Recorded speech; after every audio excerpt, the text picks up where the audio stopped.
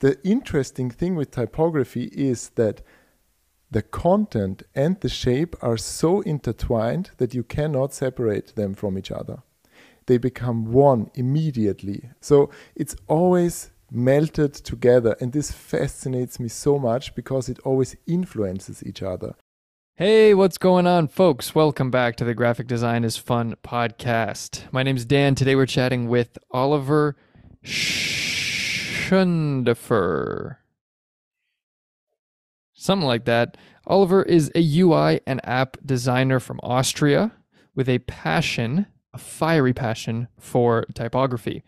And he shares this passion through his website, his YouTube channel, his Instagram, his newsletter. He creates wonderful educational videos and just these great resources for designers who want to learn about type and learn to use typography successfully in their own design work.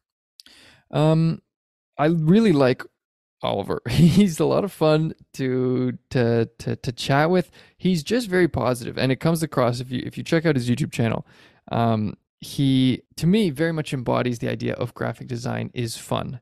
He's always having fun. He's always laughing. He's always smiling. He really enjoys what he does, and that's cool to me. This podcast is slightly different from some of the podcasts I've done. It's a little bit more practical versus sort of Oliver's life story. We talk a little bit about how he got into design, but the bulk of the podcast is just how to choose typefaces, how to pair typefaces or combine more than one typeface. So hopefully you learn something. I really like some of the frameworks that Oliver talks about. These ideas of font follows function and font follows feeling, and he gets into what those mean, what kind of criteria to look out for when you're choosing a font, both on the function side and the feeling side. We also talk about this framework for combining multiple typefaces called the font matrix, which is really interesting, and I think for a lot of people might make you sort of see fonts in a new way, at least in terms of how we categorize them. Like normally we think of like serif and sans serif as these two very basic broad categories. But with the font matrix, and when it comes to choosing fonts that are going to work well together, it's more about the underlying geometry of how the typeface is built, independent of whether it has serifs or not. And yeah, it might make you look at fonts a little differently. Who knows? But hey, without further ado, let's get into the episode. I hope you enjoy this conversation with Oliver. I don't know how to say his name. Schöndorfer, I think. Oliver Schöndorfer.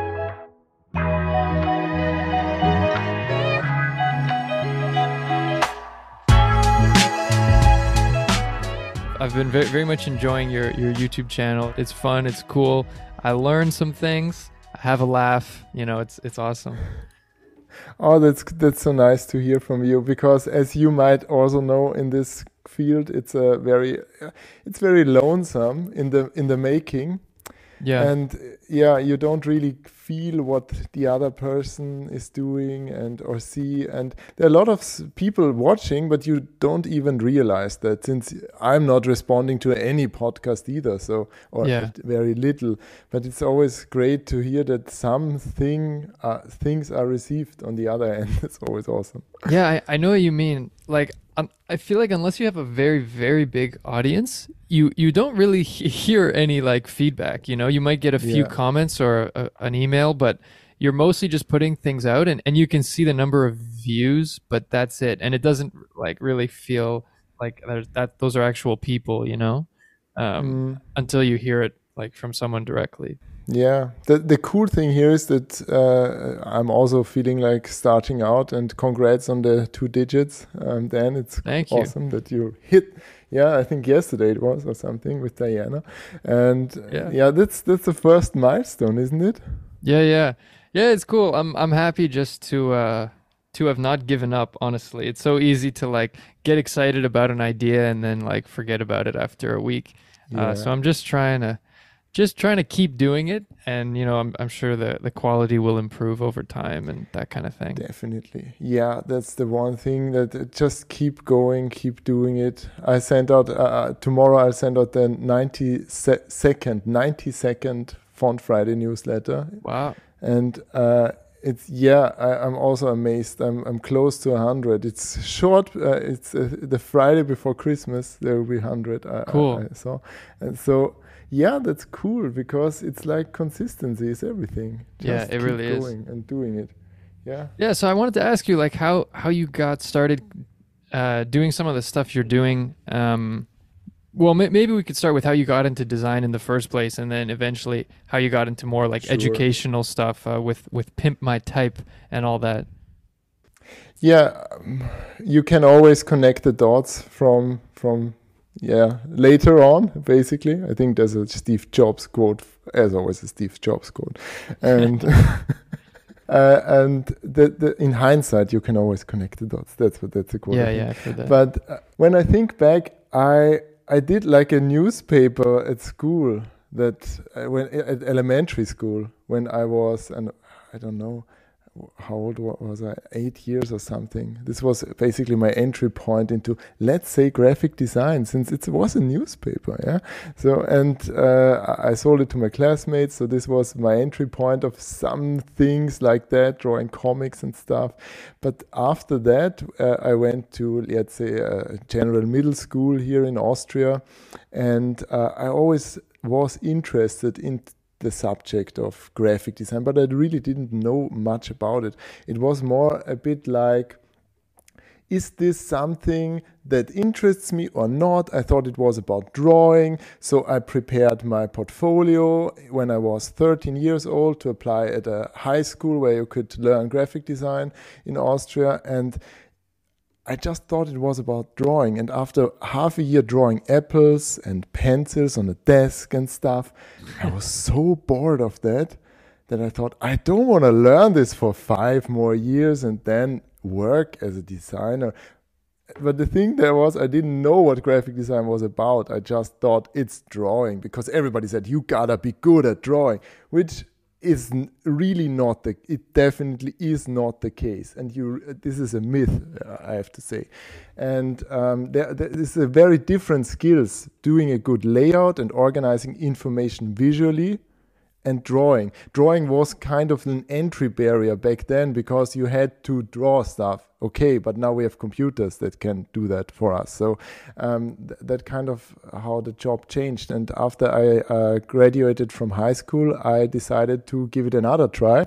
And then I applied for university and or design school here in Austria. And it was really a pleasant experience, since in between I started doing web design, learned about HTML. It was the early 2000s, so everything was kind of fresh and new. A lot of GIFs, MySpace, all this stuff.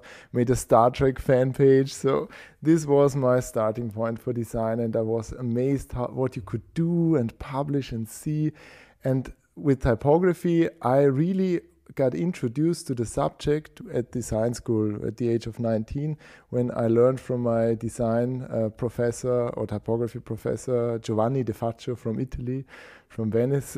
He's just such a charming, calm and amazing person, and I'm grateful all my life that he ignited this passion for type and typography in my heart. And from there on, it's just, this is what I really enjoy most. It's choosing typefaces and applying them in your design because they make such a big difference. And this is also what motivates me the most doing a project. This is the most fun part, just picking a typeface. I wish I could only do that. So, oh man, that's awesome. It kind of goes back a little bit to something I talked about with Diana, like how great it can be to have like a really good teacher that really can kind of change like the whole course of your career, basically, if they're really inspired. yeah. But let's talk about, what you love, typefaces. How would you say that one should go about choosing a typeface? Yeah, definitely. I always follow two principles. So the first one would be that there is font follows feeling, and then we have font follows function. And some years ago or some time ago, I said, no, font follows function and then font follows feeling. But I think it's more or less the other way around, because the interesting thing with typography is that the content and the shape are so intertwined that you cannot separate them from each other. They become one immediately. A word is in a typeface, set in a typeface, or written by hand, whatever. But it's one thing. You cannot say, only look at the content and ignore the shape, the typeface, and the feeling this creates. So it's always melted together. And this fascinates me so much because it always influences each other constantly. And you have to decide for something. You can never say that anything is neutral. It won't be. Never, ever. It always transmits some kind of feeling or emotion. So, and this emotional part is when we think of a very competitive market and a lot of different things, then you really want things to connect to the audience. And if there's no emotional connection, it doesn't matter if it's functional, I think, because then if you're not ready to consume it, or if you don't, so this is what I think on one hand. On the other hand, there's a great quote by Eric Spiekermann. I'm just paraphrasing here, but it's like, if people have to read it, they will read it. Of course, if it's a form and I have to read it, I will read it, no matter what typeface and how horribly it is said. So, but when it comes to, let's say, advertisement, web design, all the things where you have a choice and you need to seduce people into the content, the stuff, then it really matters to think about the feeling behind it.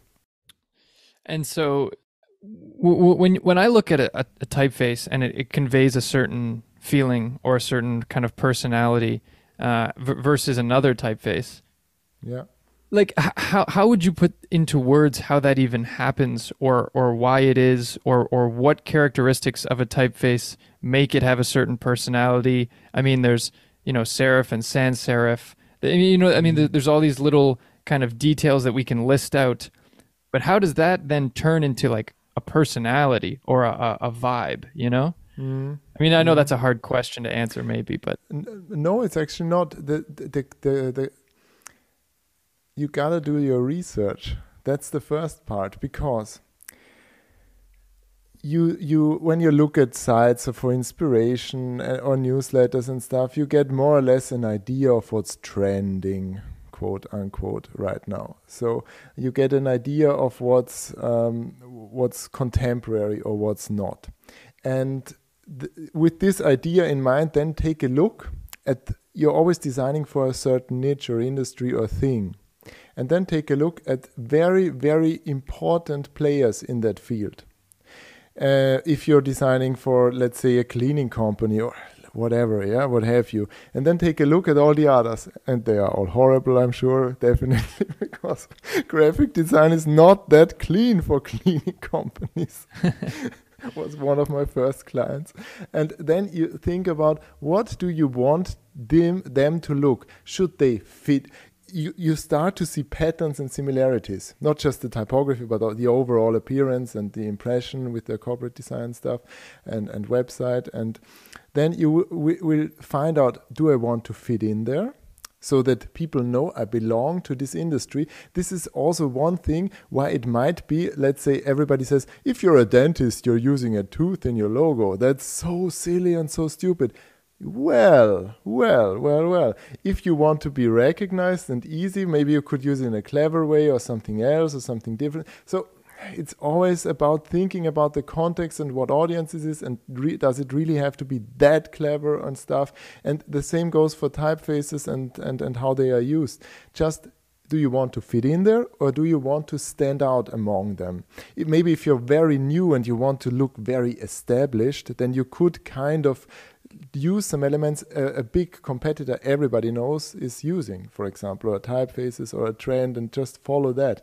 And if you want to say, no, we are very different, we are really, really not like you, then you pick something that's very different. So it's always depending on the industry or on the audience, on your region. So in Canada, typefaces are differently used than in Austria or Europe or in Switzerland or whatever. We are closer definitely, and we're leaning towards a global style. But there are always regional differences. So that's basically a starting point to get an idea how something feels. And maybe just to add, this with these broad categorizations like sans serif or serif and this stuff, it's not so much about serifs or sans serifs. These are, let's say, the tiny extensions of some things. It's more about the construction of the typeface, how it's used, and you can use a sans serif typeface that feels very traditional, and you can use a and a serif typeface that feels very contemporary. Yeah, it's always in the details and the construction itself.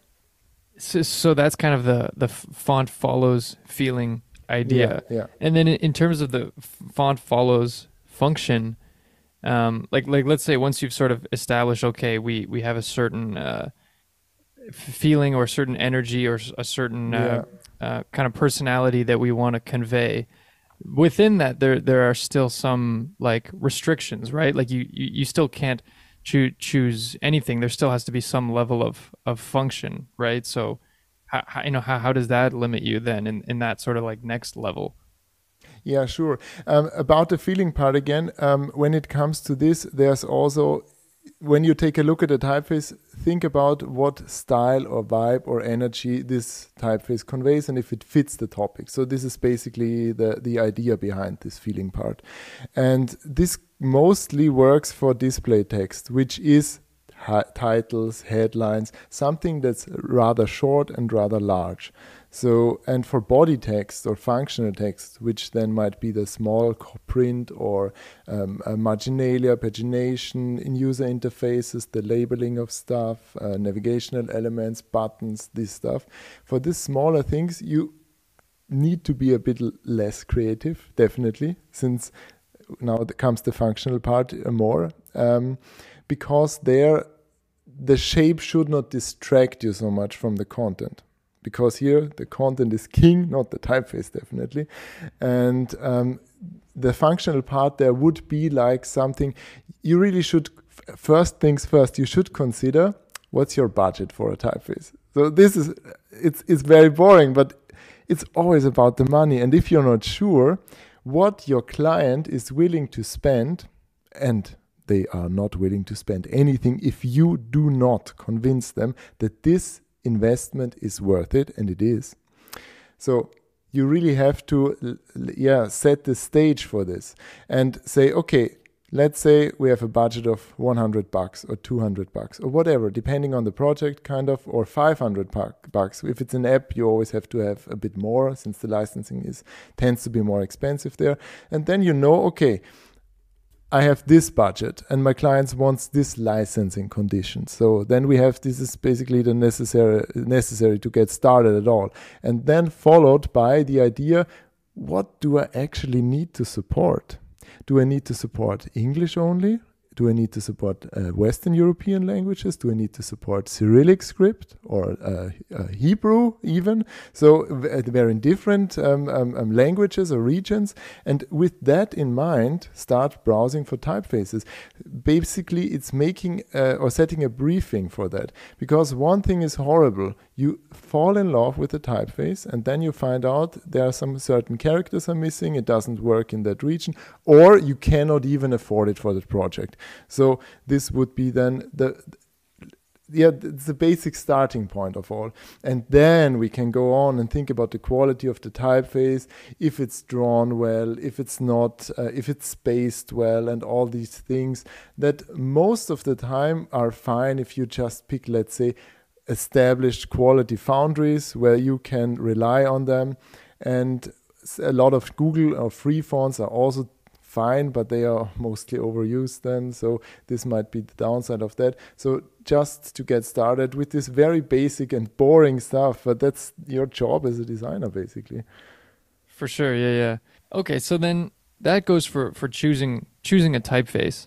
Now maybe where things get even more interesting, and a question that a lot of designers will come across is pairing typefaces. Okay, I have one and I need a second one, and they need to look good together, or they need to complement each other. And then you just run into a million questions of like, how different should they be? How similar should they be? And it's it's an art form. People write books on this stuff, how to pair typefaces. I know that's something you've talked about a lot. So what's your advice? Yeah, when it comes to pairing typefaces, this is the thing. When you have to Google or browse it and stuff, there are no hard and fast rules that you can follow except like pairing a sans and a serif. But it seems so or let's say there are so many serif typefaces and so many sans serif typefaces, and Right. they don't look the same, even though they are sans serif or they are serif. So can I combine anything with anything? That's the thing. It's a good rule of thumb or an idea, but the approach I would use is, first, you should start out with deciding for a primary typeface, and ask yourself, do you need a secondary one or a third one or a fourth one or whatever? You can basically you can mix as many typefaces as you want. No worry about that. It's cool. If it looks good, go for it. The question only is why do you want another typeface? Do you want it because your primary typeface does not convey that feeling you want to convey? Or do you want to use it because your primary typeface does not have the function it should have, maybe for a monospace, because you have some code snippets in there, or maybe for, let's say, very tiny text for your captions. And your body text, it works fine, but when you set it very small, it doesn't work at all, because it's too delicate, too thin, it becomes not readable. But there's not a style or a weight for that. So you want something that's maybe similar, but works in that condition. So that's the whole question. So when I would start with that is, what's my primary typeface? And then I set this primary typeface, because you don't want to have too many variables. You don't want to pick two typefaces and always switch. It makes you insane. I'm sure you're familiar with that. Well, I like what you're saying in terms of like, we're starting with one, and then you have to ask ourselves, is this like doing everything it needs to do? And if and only if it's not, then we need to add another typeface, either because it doesn't have the right feeling or it doesn't have the right function. Yeah. I like that, because then you're not overcomplicating yourself for no reason. Yeah. And then when you have, let's say you have decided for your body text or for your headlines, for your titles and stuff, and then you want something for your, then you want to pick something.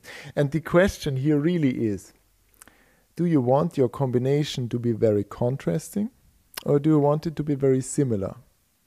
It's easier to make it very contrasting than it is to make it very similar, because you can always use, and this is a tip if you don't want to spend a lot of time with that, just set it in a different weight or width and use sans or serif, whatever, because when it's bold and the heading is bold and the body text is regular, or it's ultra or whatever, you have so much contrast regarding the weight. It won't be that obvious that they are very different in their construction or stuff, because the contrast is the first thing you see. So you can kind of hide this a little. You could also set it in uppercase. You could also set it in maybe just color is also a thing where you can change or disguise these things. So you don't have to spend too much time. And the further it's apart, the easier it is as well, because then you don't really have them so close together and you don't really compare them so closely. The problem is, the closer it is, the more problematic it becomes, like in a caption for a text or marginalia or what have you. So everything that you really need to combine very tightly, maybe you want to emphasize something within your text, but not in bold with another typeface because you're cool or whatever, because you want your emphasis to be different than just the bold style or the italic style, because this would be too conventional, or because it might not fit the theme of your project, then it becomes harder. And they're just set out to say, is this very similar or is this very different? So this would be my first advice when it comes to the pairing. And how do you decide if you want them to be similar or you want them to be different? Yeah, that's a good thing. A good question. You just basically say, okay, am I okay with the basic movement or idea behind my primary typeface? Is the feeling or the idea behind the primary typeface brilliant, but it just doesn't work for that case? For my headlines, I love this for my body text, but for my headlines, I need something tighter, because on a mobile phone, it's horrible. There are too many line breaks, and I want this to be more compact, and I want this to be large but compact, so I need something like a condensed or compressed or a narrower typeface that more or less looks and feels the same, but has this specific feature. How do I find this then? So this would be an idea to say, okay, I want this to be similar, but I want it on a functional level for my design to be, to come with that. Right. So then, like, let's say you've decided, okay, I need a second typeface for my headlines. It's going to be different, and I want there to be contrast. But how would you go about choosing that second typeface to where, like, it still needs to have something in common or some connection or some reason that you chose this one as opposed to the millions of others? Like, what would some of those variables be? That's a brilliant question. The thing is, when you combine something and you want it to be similar, what should be similar? That's the big question. Or what in your typeface should be different? And one thing I discovered quite recently is from Indra Kupferschmidt, which is a German typography professor, and she wrote an article about 12 years or 10 years or something ago about the idea of the font matrix, and I also did a video on that. And then just recently I wrote an article for the Google Fonts Knowledge blog there with some content or information on that. And I really love her approach and her concept, because it gives you a guideline where you can see similarities and differences. And the idea behind this is that not the serifs are the big differentiator. It's more the form model, how different typefaces are constructed. So this is the foundational layer of a 3-layered approach, how you can describe typefaces. And she always, the thing with categorization and this stuff, this is a bit problematic, since it's very broad. These very generic categories like sans serif, serif, monospace, displays, whatever else, handwritten, script. So this is super generic, And the problem with that is that you get a lot of results. It's a good starting point, but definitely within those categories, there's so much variety still that it's making it hard to choose. You're saying, like, the idea of this font matrix is a good idea, good starting place. And sorry, what did you mean by 3 layers? Yeah, it's a bit hard to explain it on an audio format only. But as I said, there's a good video from from me by me about this. And the idea behind it is you have this foundational layer, which is the form model, and most typefaces fall into one of 3 categories. There are dynamic shapes, there are rational shapes, and there are geometric shapes, or in between also. So it's not a rigid system, and not every typeface will fall in there. But you can, once you start seeing those form models, I bet and I swear you will find them everywhere. And it's such a great way to train your eye and your visual perception of type. And I really, really love this, because it made things obvious that are underneath the construction of letters.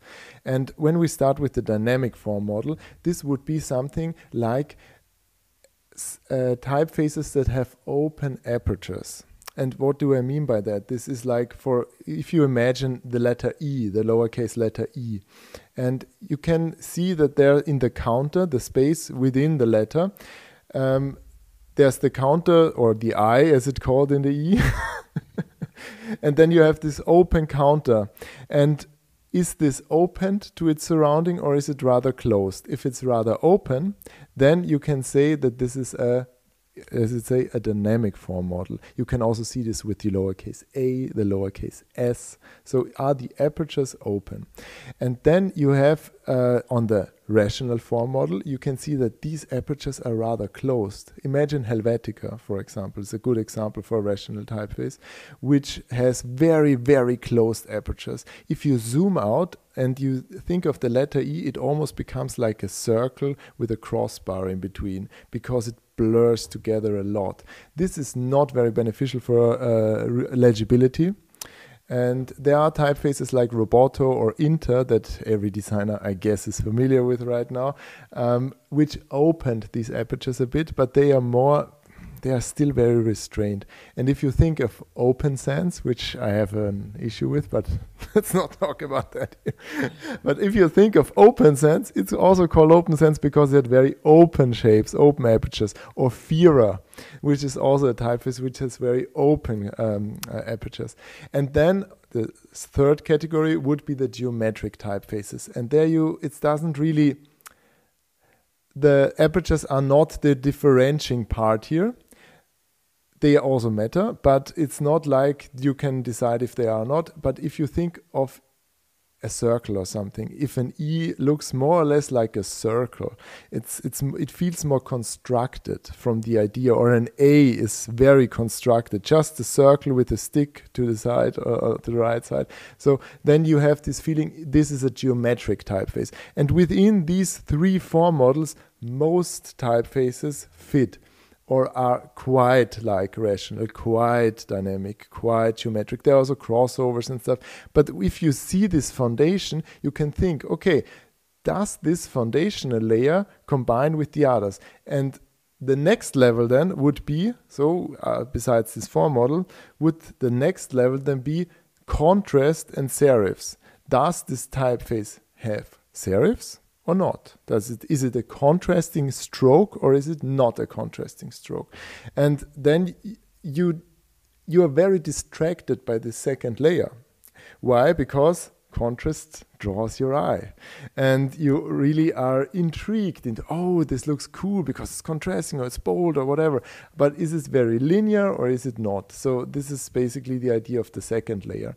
And the third is not necessary for the font matrix, but just for a descriptive layer. You can then add some tags like, does it have inlines? Are the serifs bracketed, or are they triangular, or are they flat, or what have you? Yeah, so many different ways. Or are they bifurcated or trifurcated? Or there's so many ways. But we always tend to look at this second and third layer. Oh, the serifs are bracketed, and in the Scotch typefaces they are whatever, and it's just like, yeah, that's true, but it's not the thing that makes the feeling of it. It's more the form model, but we're distracted by that. And when we understand what's the skeleton behind it, we then can think of the flesh, and then add this up to the second layer and make a decision if they fit together or they don't.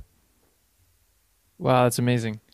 I love it. I feel like that anyone listening, because I think visually it would help a lot.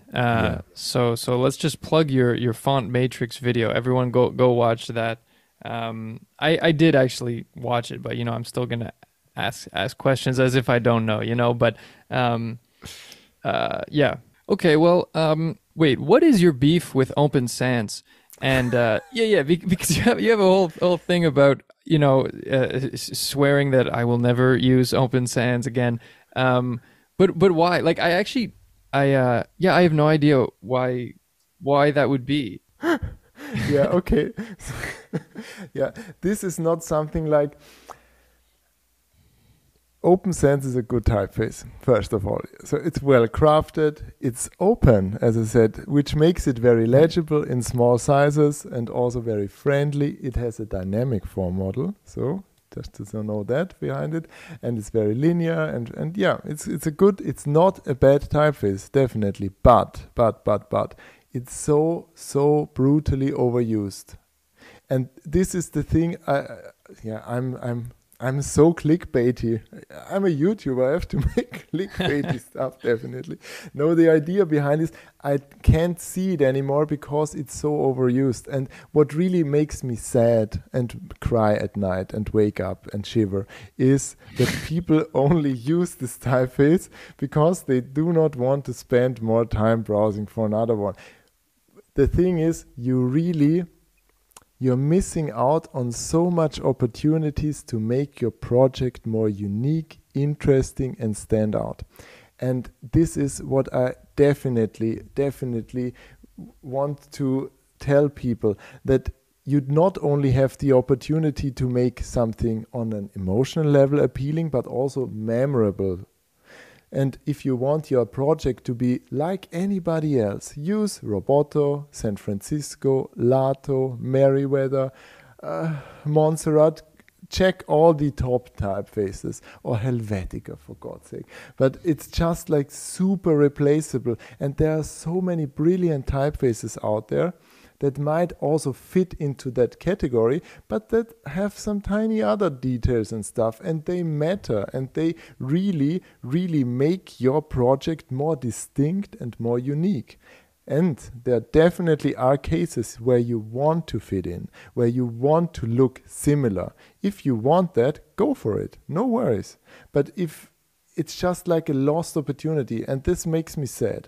It's a lost opportunity, and it's very easy to stand out just by choosing a different typeface. And especially, I'm focusing. I'm a user interface and app designer, and when you choose the default typefaces like Roboto on Android or SF Pro on Apple, on iPhone, and they are all fine typefaces. But what options do you have to let your design stand out? Also on mobile design, not just on app design, also on mobile design. When you shrink everything down to a tiny screen, you do not have a lot of options for layout. You can create some stunning visuals, okay, that you can do. But in a lot of cases, you won't not always have these illustrations or visuals. So what do you have else? You have color. Okay, pick a color palette. And then it's text, it's typography everywhere. And you can give it your identity and your idea here. Just by choosing something that's not the standard, not default. And this is why I want to encourage people not to use OpenSense, not to use all these top typefaces, because it's the safe bet. It's like, yeah, we're like anybody else. If you're like anybody else, go for it. If you want to stand out, use this opportunity and pick something else. I love it. That makes a lot of sense. It's not that you hate OpenSense specifically, but I get the message, and I think it's a great message. And I think for designers or even people who are not quite in the world of graphic design, but who still might find themselves basically designing things. Pay attention to your type. It's not a meaningless choice that doesn't matter. And okay, I'll just pick whatever this default thing is and go from there. It's a great message. It's just the voice of your content. It's like how it sounds for your eyes. This is what it is. Really. That's actually a great quote. Yeah, it's the tone. It's the tone of it. And that's something that, and it is, as this is from Jason Parmental, type is never neutral. It never is. It always has a direction and an idea. And as I said, it always is melted together.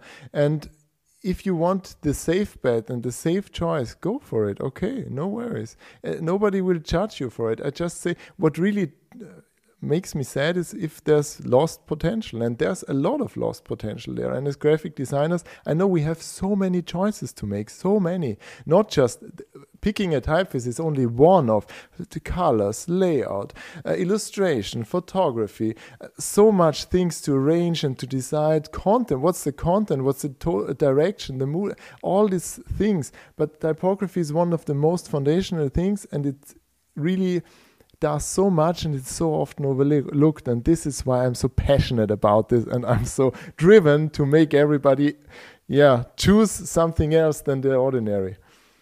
I love it, and I love your passion.